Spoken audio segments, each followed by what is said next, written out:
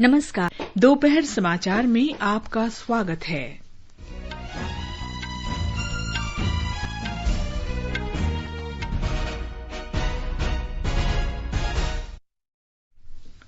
आंध्र प्रदेश और पश्चिम बंगाल को छोड़कर देश में घरेलू उड़ानें फिर से शुरू। केंद्रीय मंत्री जितेंद्र सिंह ने कहा, जम्मू कश्मीर में 70 साल से हो रहे अन्याय को खत्म करने के लिए नए अधिवास नियम बनाए गए। जम्मू कश्मीर में कुलगाम जिले के खुद हांजीपोरा इलाके में हुई मुठभेड़ में 2 आतंकवादी मारे गए। हॉकी के महान खिलाड़ी बलबीर सिंह सीनियर का पंजाब के मोहाली में निधन। और समूचे देश में ईद उल फित्र का त्यौहार लॉकडाउन प्रतिबंधों के बीच मनाया जा रहा है।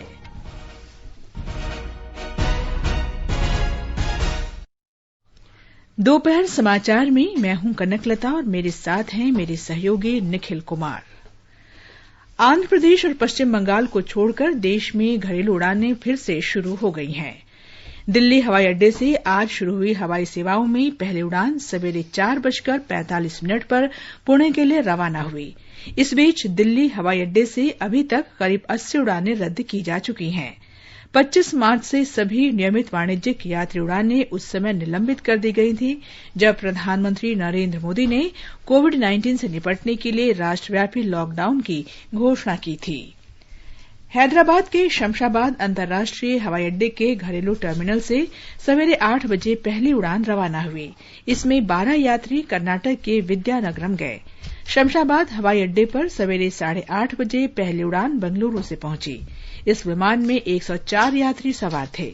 हमारे संवाददाता ने बताया है कि हैदराबाद के हवाई अड्डे के घरेलू टर्मिनल से आज 15 विमान देश के विभिन्न भागों के लिए उड़ान भरेंगे और इतने ही विमान यहां पहुंचेंगे। नागरिक उड्डयन मंत्री हरदीप सिंह पुरी ने कहा है कि आंध्र प्रदेश में विजयवाड़ा और विशाखापत्तनम हवाई अड्डों से उड़ानें कल से और पश्चिम बंगाल से सीमित सेवा बृहस्पतिवार से शुरू होगी। चेन्नई में अधिकतम 25 उड़ानें ही आ सकेंगी, लेकिन वहां से जाने वाली उड़ानों की संख्या की कोई सीमा नहीं है। तमिलनाडु में अन्य हवाई अड्डों के लिए उड़ानें देश के अन्य भागों की तरह संचालित होंगी। नागरिक उड्डयन मंत्री ने कहा कि महाराष्ट्र में मुंबई से सीमित उड़ानों का परिचालन होगा। कोविड महामारी पर नियंत्रण के लिए राष्ट्रव्यापी पूर्णबंदी के कारण देश में विमान परिचालन 2 महीने पहले रोक दिया गया था। भारतीय हवाई अड्डा प्राधिकरण के अध्यक्ष अरविंद सिंह ने आकाशवाणी समाचार से बातचीत में कहा कि देश के हवाई अड्डे परिचालन के लिए पूरी तरह तैयार हैं। उन्होंने बताया कि दिल्ली हवाई अड्डे से वाणिज्यिक उड़ानें आरंभ में टर्मिनल 3 से संचालित की जा रही हैं। We are fully prepared to take care of the passengers' concerns about disease, their apprehensions about the same. So we'll ensure that the travel will be done in a very safe and hygienic manner. At Delhi Airport, only Terminal T3 is being used. So it will be a very smooth and state-of-the-art facilities that the passengers will see at Delhi Airport, which will help them. And this will all be done in one Terminal T3. संवाददाता ने बताया है कि भारतीय हवाई अड्डा प्राधिकरण से जारी मानक संचालन प्रक्रिया के अनुसार यात्रियों को उड़ान के निर्धारित समय से 2 घंटे पहले हवाई अड्डा पहुंचना होगा। उड़ान सेवा के लिए स्वास्थ्य मंत्रालय ने यात्रा दिशा निर्देश जारी किए हैं।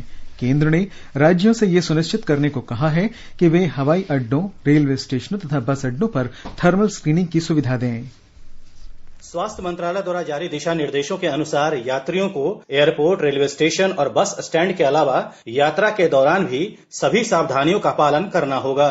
राज्यों और केंद्र शासित प्रदेशों को यह सुनिश्चित करना होगा कि यात्रा से पहले यात्रियों की जांच की जाए। इसके अलावा राज्यों को यह भी ध्यान रखना होगा कि कोरोना के लक्षण नहीं पाए जाने वाले व्यक्तियों को ही हवाई, रेल और बस यात्रा की अनुमति दी जाए। वहीं यात्रा के दौरान सभी यात्रियों के लिए मास्क पहनना अनिवार्य होगा और सामाजिक दूरी के नियमों का पालन करना होगा।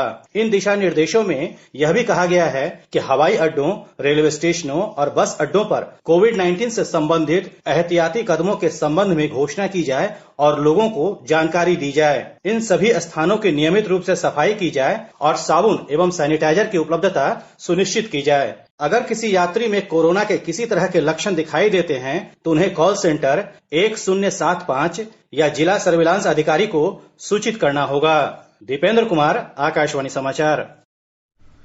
गृह मंत्रालय ने विदेशों में फंसे और विदेश यात्रा के इच्छुक भारतीय नागरिकों के आवागमन के लिए मानक परिचालन प्रक्रिया जारी की है। इन भारतीय नागरिकों को स्वदेश वापसी के लिए भारतीय दूतावासों में अपना पंजीकरण कराना होगा। ये लोग नागरिक उड्डयन मंत्रालय से अनुमति प्राप्त गैर व्यावसायिक उड़ान, सैन्य मामलों विभाग या जहाजरानी मंत्रालय से अनुमति प्राप्त पोत से वापसी कर सकते हैं। ईद के पवित्र अवसर पर आज मुंबई अंतर्राष्ट्रीय हवाई अड्डे से घरेलू उड़ानें शुरू हुई। इससे बड़ी संख्या में ऐसे लोगों को राहत मिली जो कोरोना महामारी के कारण लागू किए गए राष्ट्रव्यापी लॉकडाउन के चलते महानगर में फंस गए थे। ब्यौरा हमारी संवाददाता से। आज जब पूरा देश रमजान ईद मना रहा है, यह लोगों के लिए दोहरा खुशी का अवसर है क्योंकि देश में बहुप्रतीक्षित घरेलू उड़ान संचालन फिर से शुरू हो गया है। कई यात्रियों को मुंबई अंतर्राष्ट्रीय हवाई अड्डे के बाहर कल रात से सुबह की उड़ान लेने के लिए कतार में देखा गया था। मुंबई हवाई अड्डे पर ऑपरेटरों ने कई एहतियाती उपाय करते हुए, जिनमें यात्रियों की स्क्रीनिंग, 2 मीटर की सामाजिक दूरी बनाए रखना, मास्क पहनना शामिल है। इस बीच मुंबई के लोग पवित्र रमजान ईद का जश्न सोशल डिस्टेंसिंग के मानदंडों को पालन करते हुए मना रहे हैं। समुदाय के मौलवियों के निर्देशों का पालन करते हुए अधिकांश लोग अपने परिवार के सदस्यों के साथ प्रार्थना करके और फिर मोबाइल संदेश के माध्यम से रिश्तेदारों और दोस्तों के साथ बधाई का आदान प्रदान करके अपने घरों से त्योहार मना रहे हैं। निवेदिता, आकाशवाणी समाचार, मुंबई। हवाई अड्डा प्राधिकारियों ने बताया कि आज करीब 50 उड़ानों का संचालन निर्धारित है। सभी उड़ानें टर्मिनल 2 से संचालित होंगी। पहली उड़ान आज सुबह 7:15 बजे छत्रपति शिवाजी महाराज अंतर्राष्ट्रीय हवाई अड्डे से पटना के लिए भरी गई, जबकि लखनऊ से पहली उड़ान करीब 8:15 बजे मुंबई हवाई अड्डे पर पहुंची। ये दोनों उड़ानें इंडिगो ने संचालित की। राजस्थान से हमारे संवाददाता ने बताया है कि राज्य में आज से घरेलू उड़ानें फिर से शुरू की गई हैं। जयपुर समेत प्रदेश के कुछ शहरों से आज से घरेलू उड़ानें फिर शुरू हो गई हैं। इससे आर्थिक गतिविधियों में तेजी आएगी। राज्य के गृह विभाग द्वारा जारी निर्देशों में कहा गया है कि विभिन्न उड़ानों के जरिए अन्य राज्यों से आने वाले यात्रियों को 14 दिन होम क्वारंटीन किया जाएगा। ऐसे यात्रियों के लिए संस्थागत क्वारंटीन की व्यवस्था भी की गई है। इस बीच राज्य सरकार द्वारा अस्थि विसर्जन के लिए आज से मोक्ष कलश स्पेशल निःशुल्क बस सेवा भी शुरू की गई है। इन बसों में लोग अपने परिजनों की अस्थियां विसर्जित करने के लिए हरिद्वार की यात्रा कर सकेंगे। जितेंद्र द्विवेदी, आकाशवाणी समाचार, जयपुर। चेन्नई हवाई अड्डे से आज 19 विमानों ने देश के विभिन्न भागों के लिए उड़ान भरी और 16 विमान यहां पहुंचे। हमारी संवाददाता ने बताया कि कोविड-19 के प्रसार को रोकने के लिए सुरक्षा के सभी उपाय किए गए। चेन्नई हवाई अड्डे पर आज से प्रतिदिन 25 विमानों के उतरने की अनुमति दी गई है, लेकिन विमानों के उड़ान भरने के लिए कोई सीमा तय नहीं की गई है। चूंकि चेन्नई में कोविड-19 के मामले बड़ी संख्या में सामने आए हैं, इसलिए यहां अधिकतम सुरक्षा बरती जा रही है, जबकि राज्य के अन्य हवाई अड्डों पर विमानों के आगमन और उड़ान भरने के लिए सामान्य दिशा निर्देशों का पालन किया जा रहा है। राज्य में पहुंचने वाले यात्रियों के लिए ई पास होना अनिवार्य है। आने वाले सभी यात्रियों की थर्मल स्क्रीनिंग की जा रही है और उन्हें अनिवार्य रूप से 14 दिन के लिए स्व संगरोधन में रहना होगा। संक्रमण के लक्षण वाले यात्रियों की जांच RT-PCR किट से की जाएगी। संक्रमण की पुष्टि होने पर रोग की गंभीरता के अनुरूप यात्री को आइसोलेट किया जाएगा और उसका उपचार किया जाएगा। चेन्नई से जयसिंह की रिपोर्ट के साथ समाचार कक्ष से अंजू सेठिया। ये समाचार आकाशवाणी से प्रसारित किए जा रहे हैं। ताजा समाचार जानने के लिए आप हमारे Twitter handle @AIR News Hindi को फॉलो कर सकते हैं। ये आकाशवाणी है। स्वास्थ्य और परिवार कल्याण मंत्रालय ने कहा है कि अब तक कुल 57,721 लोग कोविड-19 संक्रमण से ठीक हुए हैं और देश में यह दर 41.57% हो गई है। पिछले 24 घंटों में 3,280 लोग ठीक हुए हैं और 6,977 नए मामलों की पुष्टि हुई है। देश में संक्रमित लोगों की संख्या 1,38,845 हो गई है। स्वास्थ्य तथा परिवार कल्याण मंत्रालय ने कहा है कि पिछले 24 घंटों के दौरान 154 लोगों की मौत हुई है। इस वायरस से मरने वालों की कुल संख्या 4,021 हो गई है। अखिल भारतीय आयुर्विज्ञान अनुसंधान परिषद ICMR ने कहा है कि पिछले 24 घंटों में कोरोना वायरस का पता लगाने के लिए कुल 90,170 नमूनों की जांच की गई। इसके साथ ही देश में अब तक 30,33,591 लोगों की जांच की जा चुकी है। आईसीएमआर ने देश में 428 सरकारी और 182 निजी जांच केंद्रों को मंजूरी दी है। कुल 610 सरकारी और निजी जांच केंद्रों को मंजूरी दी जा चुकी है।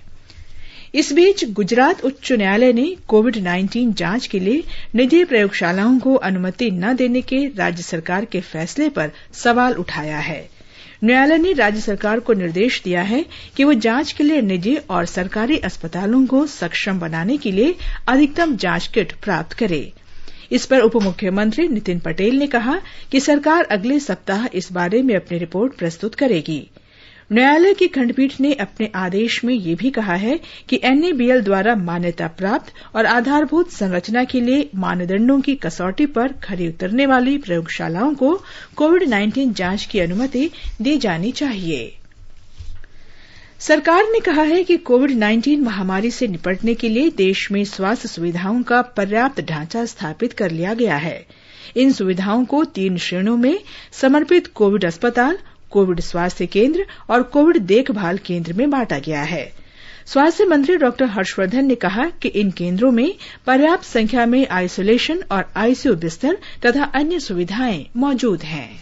डेडिकेटेड अस्पताल 2.5 लाख के करीब बेड्स हैं आइसोलेशन प्लस आईसीयू के। लगभग 2065 हमने कोविड के एक्सक्लूसिवली डेडिकेटेड हेल्थ सेंटर्स देश में क्रिएट किए। इनमें भी लगभग हमारे 1,77,000 बेड्स इन अस्पतालों के अंदर इंतजाम है। फिर हमने कोविड केयर सेंटर्स जो कि मामूली सिम्टम्स वाले पेशेंट्स हैं उनके लिए ऐसे भी लगभग देश में 7,063 हमने कोविड केयर सेंटर्स को विकसित किया, जिसमें करीब 6.5 लाख बेड्स की व्यवस्था की।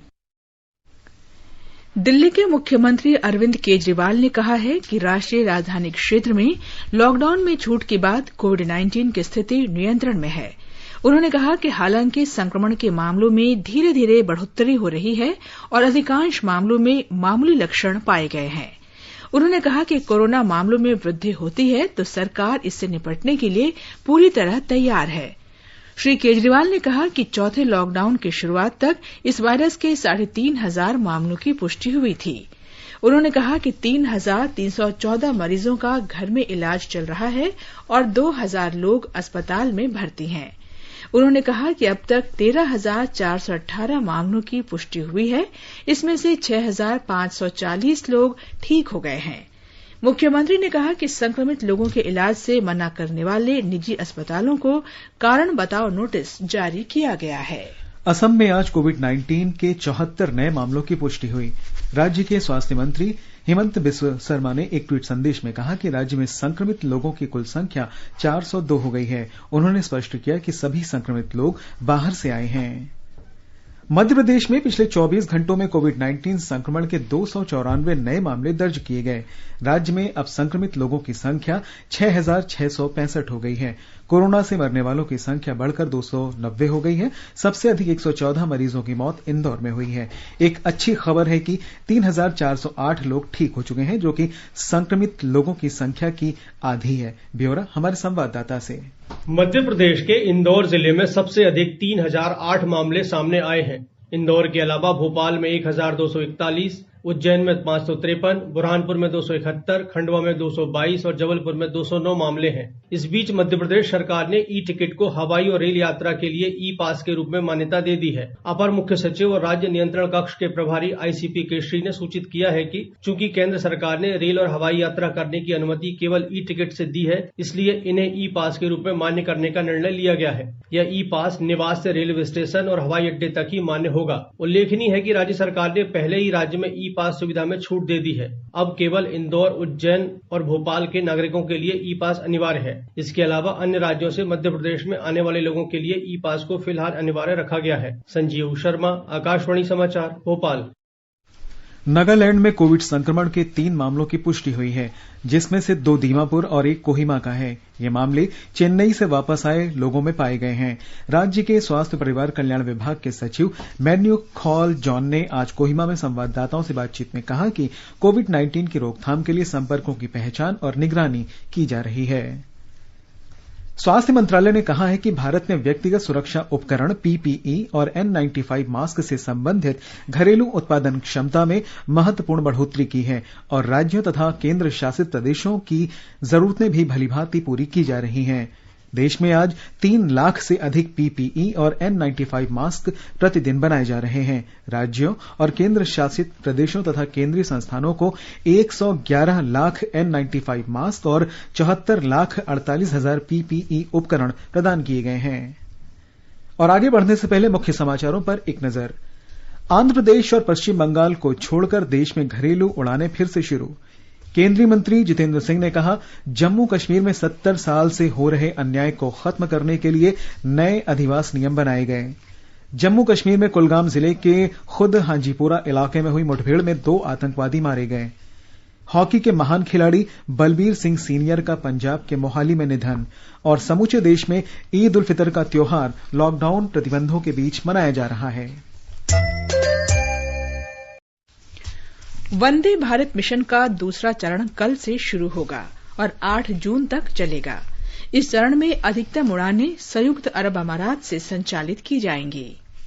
वंदे भारत मिशन के इस चरण में और अधिक उड़ानों का प्रावधान किया गया है ताकि ज्यादा से ज्यादा परेशानी में फंसे भारतीय नागरिक इसका लाभ उठा सकें। कल से इस चरण की शुरुआत होगी। खाड़ी देशों से लगभग 140 उड़ानें निर्धारित की गई हैं, जिनमें सबसे ज्यादा उड़ान संयुक्त अरब अमीरात से तय की गई है। 57 उड़ानें दुबई से और 26 उड़ानें अबू धाबी से। खाड़ी में बसे लगभग 23,000 से भी ज्यादा भारतीय इन विशेष उड़ानों से स्वदेश लौट सकेंगे। संयुक्त अरब अमीरात में स्थित भारतीय मिशन ने एक ट्वीट में कहा कि इस चरण में और नए गंतव्यों को जोड़ा गया है और आने वाले दिनों में और नए गंतव्य जोड़े जाएंगे। अधिकांश उड़ानें केरल राज्य के लिए है। अन्य जगहों में जयपुर, गया, चंडीगढ़, अमृतसर, गोवा, मदुरई, चेन्नई, दिल्ली, हैदराबाद, कोयम्बटूर, अहमदाबाद, श्रीनगर और बेंगलुरु शामिल हैं। पहले की तरह परेशानी में फंसे श्रमिक, गर्भवती महिलाएं, बुजुर्ग, मेडिकल इमरजेंसी के केस को भेजने में प्राथमिकता दी जाएगी। कंचन प्रसाद, आकाशवाणी समाचार, दुबई। पिछले 2 सप्ताह से अधिक समय में करीब 6,000 भारतीयों को वंदे भारत मिशन के पहले चरण में स्वदेश पहुंचाया गया है। संयुक्त अरब अमारात स्थित भारतीय मिशन ने ट्वीट किया है कि इस चरण में कई नए स्थानों से उड़ानें भरी जाएंगी। संयुक्त अरब अमारात में करीब 2 लाख भारतीयों ने स्वदेश वापसी के लिए पंजीकरण कराया है। आकाशवाणी का समाचार सेवा प्रभाग विशेषज्ञों की सलाह श्रृंखला में कोविड-19 महामारी के बारे में जाने माने चिकित्सा विशेषज्ञों की राय से अवगत कराता है। अखिल भारतीय आयुर्विज्ञान संस्थान एम्स के गठिया रोग विशेषज्ञ डॉक्टर उमा कुमार ने कहा कि लोगों को सुरक्षित दूरी का पालन करना चाहिए, साफ सफाई का ध्यान रखना चाहिए और मास्क लगाना चाहिए। इस वायरस का क्योंकि कोई ट्रीटमेंट अवेलेबल नहीं है, इसलिए जो बिहेवियरल थेरेपी है लाइक हैंड हाइजीन, हाथों का बार बार धोना सोप वाटर से 20 सेकंड तक, या फिर हैंड सैनिटाइजर यूज करना, सोशल या फिजिकल डिस्टेंसिंग मेंटेन करना, कॉफ एटिकेट्स, खांसने छींकने का एक प्रॉपर तरीका जो है वो समझना और उसको फॉलो करना।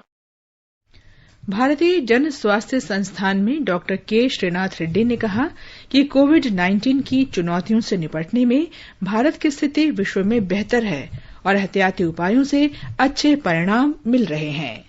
Social distancing is a very effective measure for preventing the transmission of the virus from an infected person to a non-infected person. So we must maintain a distance of at least 2 meters between ourselves and another person so that we can prevent this virus from traveling between 2 people. We must also ensure that this happens both outside in the market but also in offices where we have to work together with other people.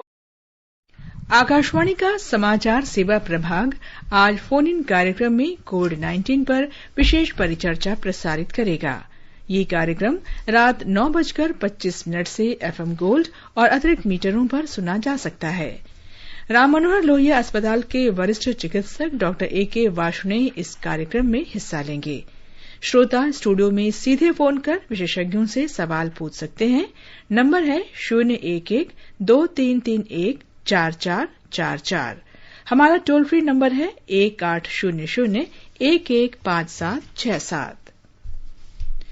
Akashvani का समाचार सेवा प्रभाग आज अपने संवाद कार्यक्रम में railway के बारे में एक विशेष परिचर्चा प्रसारित करेगा।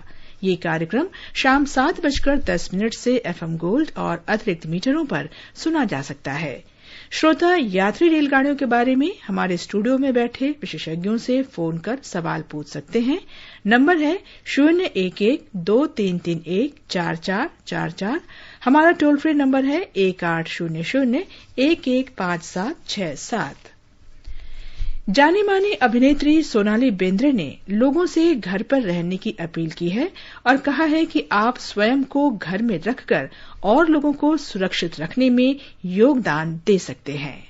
दोस्तों, मुश्किल कभी बताकर नहीं आती है और ना ही उससे भागा जा सकता है।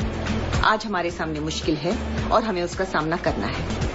इसका सामना हम कर सकते हैं घर पर रहकर। अगर हमारा काम जरूरी ना हो तो प्लीज घर से बाहर ना निकले। हम खुद की जान ही नहीं दूसरों की जान को भी खतरे में डाल सकते हैं। जिन लोगों के पास ऑप्शन नहीं है, जिनका घर से बाहर निकलना जरूरी है, जैसे पुलिस वाले, डॉक्टर्स, नर्सेस, सैनिटेशन वर्कर्स, उनका काम और न बढ़ाएं, उनका काम और मुश्किल न करें, उनको मदद करें घर पे रह के। इसीलिए please stay home, stay safe. ये समाचार हमारी वेबसाइट newsonair.com और हमारे मोबाइल ऐप newsonair/hindi पर भी उपलब्ध हैं। दोपहर समाचार में आपका फिर स्वागत है। केंद्रीय मंत्री डॉक्टर जितेंद्र सिंह ने कहा है कि जम्मू कश्मीर प्रशासन की नई अधिवास नियमावली से 70 वर्ष पुरानी गंभीर ऐतिहासिक चूक की भरपाई हो गई है। उन्होंने कहा कि यह नियमावली जम्मू कश्मीर में नया सवेरा लेकर आई है और भविष्य ये सिद्ध कर देगा कि यह कदम समानता के सिद्धांतों तथा स्वस्थ लोकतंत्र के मानदंडों के अनुरूप था। नई नियमावली के अनुसार पश्चिमी पाकिस्तान से जुड़े लोगों, वाल्मीकियों, अपने समुदाय से बाहर विवाह करने वाली महिलाओं, गैर पंजीकृत कश्मीर प्रवासियों और विस्थापित लोगों को राज्य प्रशासन जल्द ही मूल निवासी का दर्जा देगा। राज्यसभा के सभापति एम वेंकैया नायडू और लोकसभा अध्यक्ष ओम बिरला ने आज संसदीय स्थायी समितियों की नियमित बैठकों की तैयारियों की समीक्षा की। इस अवसर पर संसदीय कार्यमंत्री प्रहलाद जोशी और अन्य लोग भी उपस्थित थे। केंद्र शासित प्रदेश जम्मू कश्मीर में आज सवेरे एक मुठभेड़ में 2 आतंकवादी मारे गए। ये मुठभेड़ कुलगाम जिले के खुद हांजीपोरा इलाके में हुई। एक पुलिस अधिकारी ने बताया कि खुफिया जानकारी मिलने पर सुरक्षा बलों की संयुक्त टीम ने आज तड़के क्षेत्र में घेराबंदी और तलाशी अभियान शुरू किया। मुठभेड़ स्थल से हथियार और गोला बारूद सहित आपत्तिजनक सामग्री जब्त की गई। क्षेत्र में तलाशी अभियान जारी है। इस बीच अधिकारियों ने कुलगाम और शोपियां जिलों में एहतियात के तौर पर मोबाइल इंटरनेट सेवाएं स्थगित कर दी हैं। हॉकी के जाने माने खिलाड़ी और 3 बार के ओलंपिक स्वर्ण पदक विजेता बलबीर सिंह सीनियर का पंजाब में मोहाली के एक निजी अस्पताल में निधन हो गया। वे 95 वर्ष के थे। अस्पताल सूत्रों के अनुसार आज सवेरे 6:30 बजे उन्होंने अंतिम सांस ली। समाचार कक्ष की श्रद्धांजलि। देश के महानतम खिलाड़ियों में से एक Balbir Singh senior 1948 London, 1952 Helsinki और 1956 मेलबर्न ओलंपिक में स्वर्ण पदक विजेता भारतीय हॉकी टीम का हिस्सा रहे। अंतर्राष्ट्रीय ओलंपिक समिति द्वारा चुने गए आधुनिक ओलंपिक इतिहास के 16 दिग्गजों में शामिल वे एकमात्र भारतीय खिलाड़ी थे। ओलंपिक के पुरुष हॉकी फाइनल में उनका बनाया रिकॉर्ड अभी भी बरकरार है। 1947 से 1958 तक अपने शानदार खेल कैरियर में बलबीर सिंह सीनियर ने 246 गोल किए। वे 1975 के हॉकी विश्व कप विजेता भारतीय टीम के मैनेजर भी थे। अनुपम मिश्र, आकाशवाणी समाचार, दिल्ली। राष्ट्रपति, उपराष्ट्रपति, प्रधानमंत्री और गृह मंत्री ने बलबीर सिंह के निधन पर शोक व्यक्त किया है। राष्ट्रपति रामनाथ कोविंद ने कहा कि 3 बार के ओलंपिक स्वर्ण पदक विजेता, पद्मश्री से सम्मानित और भारत के महानतम एथलीटों में से एक बलबीर सिंह सीनियर की विरासत भावी पीढ़ियों को प्रेरित करती रहेगी। उपराष्ट्रपति एम वेंकैया नायडू ने कहा कि बलबीर सिंह सीनियर ने एक श्रेष्ठ हॉकी खिलाड़ी के रूप में भारत का गौरव बढ़ाया है। प्रधानमंत्री ने ट्वीट कर कहा कि पद्मश्री बलबीर सिंह सीनियर अपने यादगार खेल के लिए हमेशा जाने जाएंगे। उन्होंने कहा कि निसंदेह बलबीर सिंह एक शानदार खिलाड़ी और बेहतरीन प्रशिक्षक थे। गृह मंत्री अमित शाह ने कहा कि प्रसिद्ध खिलाड़ी बलबीर सिंह सीनियर ने अपने प्रदर्शन से हॉकी जगत में अमिट छाप छोड़ी है। ईद उल फित्र का त्योहार आज धार्मिक श्रद्धा और हर्षोल्लास के साथ मनाया जा रहा है। ये पर्व रमजान की समाप्ति पर मनाया जाता है। जम्मू कश्मीर और केरल में ईद कल मनाई गई। मध्य प्रदेश में मुस्लिम समुदाय ने ईद पर कपड़े और अन्य तैयारियों पर खर्च किए जाने वाले पैसे इस बार गरीबों और जरूरतमंद लोगों की मदद के लिए दान करने का निर्णय लिया है। ब्यौरा हमारे संवाददाता से। मध्य प्रदेश में मुस्लिम समुदाय ने ईद पर कपड़े और अन्य तैयारियों पर खर्च किए जाने वाले पैसे इस बार गरीबों और जरूरतमंद लोगों की मदद के लिए दान करने का फैसला किया है। संभवतः पहली बार ऐतिहासिक ईदगाह, ताजुल मसाजिद, मोती मस्जिद, जामा मस्जिद और इकबाल मैदान भी नमाजियों की अनुपस्थिति के कारण शांत और खाली खाली नजर आए। भोपाल शहर काजी मुश्ताक अली नकवी ने पहले ही मुस्लिम समुदाय के लोगों से अपने घरों में ही ईद की नमाज अदा करने की अपील की थी। उन्होंने लोगों से खुद को और दूसरों को बचाने के लिए हाथ मिलाने और गले मिलकर बधाई देने से बचने का भी आग्रह किया है। जबलपुर, इंदौर, ग्वालियर, विदिशा और अन्य शहरों में भी लोग अपने घरों में ही ईद मना रहे हैं। वहीं पुलिस ने राज्य में सुरक्षा के कड़े इंतजाम किए हैं। संजीव शर्मा, आकाशवाणी समाचार, भोपाल। राष्ट्रीय राजधानी दिल्ली में लोग ईद उल फित्र अपने घरों में सादगी से मना रहे हैं। लॉकडाउन के कारण जामा मस्जिद और अन्य मस्जिदों में नमाज अदा करना संभव न होने को देखते हुए लोगों ने घर पर ही नमाज अदा की। ब्यौरा हमारे संवाददाता से। दिल्ली की जामा मस्जिद के शाही इमाम सैयद अहमद बुखारी ने कोरोना महामारी के इस दौर में दिल्ली के लोगों से सावधानी बरतने और सामाजिक दूरी बनाए रखने की अपील की है। उन्होंने लोगों से हाथ मिलाने और गले मिलने से दूर रहने को कहा है। लोग सरकारी दिशा निर्देशों का सख्ती से पालन कर रहे हैं और फोन कॉल और विभिन्न सोशल मीडिया प्लेटफॉर्मों के जरिए एक दूसरे को ईद की बधाई दे रहे हैं। इसके अलावा कई मुसलमान सामुदायिक सेवा करते हुए कोविड-19 संकट से प्रभावित लोगों की मदद भी कर रहे हैं। भूपेंद्र सिंह, आकाशवाणी समाचार, दिल्ली। राष्ट्रपति, उपराष्ट्रपति और प्रधानमंत्री ने ईद उल फित्र पर देशवासियों को शुभकामनाएं दी हैं। राष्ट्रपति रामनाथ कोविंद ने लोगों से कोविड-19 के भयावह संकट के बीच मानव सेवा की भावना को और मजबूत बनाए रखने का आह्वान किया। उपराष्ट्रपति एम वेंकैया नायडू ने कहा कि ईद का त्योहार समाज में दया, दान और परोपकार की भावना को मजबूत करता है। प्रधानमंत्री नरेंद्र मोदी ने अपने ट्वीट संदेश में कहा कि ये पर्व करुणा, भाईचारे और सद्भावना का संदेश देता है। गृहमंत्री अमित शाह, रक्षा मंत्री राजनाथ सिंह, सूचना और प्रसारण मंत्री प्रकाश जावड़ेकर ने भी इस अवसर पर लोगों को बधाई दी है। और अब एक नजर आज के मौसम पर। राष्ट्रीय राजधानी दिल्ली में आज लू जारी रह सकती है। न्यूनतम तापमान 28 डिग्री सेल्सियस रहा और अधिकतम 45 डिग्री रहने का अनुमान है। मुंबई में बादल छाए रहेंगे। न्यूनतम तापमान 28 डिग्री सेल्सियस रहा, जबकि अधिकतम तापमान लगभग 38 डिग्री सेल्सियस रह सकता है। दक्षिण की बात करें तो चेन्नई में आंशिक रूप से बादल छाए रहेंगे। तापमान 29 और 38 डिग्री सेल्सियस के बीच रह सकता है। पूरब चलें तो कोलकाता में भी आज आंशिक रूप से बादल छाए रहने की संभावना है। तापमान 28 और 35 डिग्री सेल्सियस के बीच रह सकता है। उत्तर में केंद्र शासित प्रदेश जम्मू कश्मीर में जम्मू में तापमान 24 से 41 डिग्री सेल्सियस के बीच रहने का अनुमान है। शहर में मुख्यतः आसमान साफ रहेगा, लेकिन शाम या रात के समय आंशिक रूप से बादल छा सकते हैं। श्रीनगर में तापमान 13 और 28 डिग्री सेल्सियस के बीच रह सकता है। शहर में आंशिक रूप से बादल छाए रहेंगे। गिलगित में आमतौर पर बादल छाए रहेंगे। तापमान 13 और 33 डिग्री सेल्सियस के बीच रहने का अनुमान है। मुजफ्फराबाद में मुख्य रूप से आसमान साफ रहेगा। न्यूनतम तापमान 17 और अधिकतम लगभग 37 डिग्री सेल्सियस के बीच रहने की संभावना है। समाचार कक्ष से अलका सिंह। भारतीय खेल प्राधिकरण ने 2,749 एथलीटों के खातों में 30-30 हजार रुपए की राशि नकद भत्ते के तौर पर जमा कराई है। प्राधिकरण ने कहा कि इस महीने के अंत तक 144 अन्य एथलीटों के खातों में भी भत्ते की राशि जमा कराई जाएगी। इसके साथ ही प्राधिकरण से अनुग्रह भत्ता पाने वाले खेलो इंडिया एथलीटों की कुल संख्या 2,893 हो जाएगी। ये भत्ता 2020-21 की पहली तिमाही के लिए है। खेल मंत्री किरेन रिजिजू ने कहा है कि सरकार हर समय एथलीटों को पूरा सहयोग देगी। अंत में मुख्य समाचार एक बार फिर। आंध्र प्रदेश और पश्चिम बंगाल को छोड़कर देश में घरेलू उड़ानें फिर से शुरू।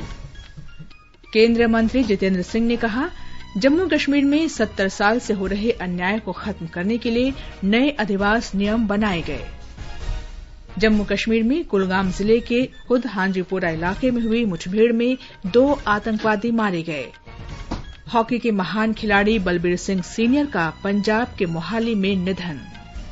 और समूचे देश में ईद उल फित्र का त्यौहार लॉकडाउन प्रतिबंधों के बीच मनाया जा रहा है। इसके साथ ही दोपहर समाचार का ये अंक समाप्त हुआ। नमस्कार।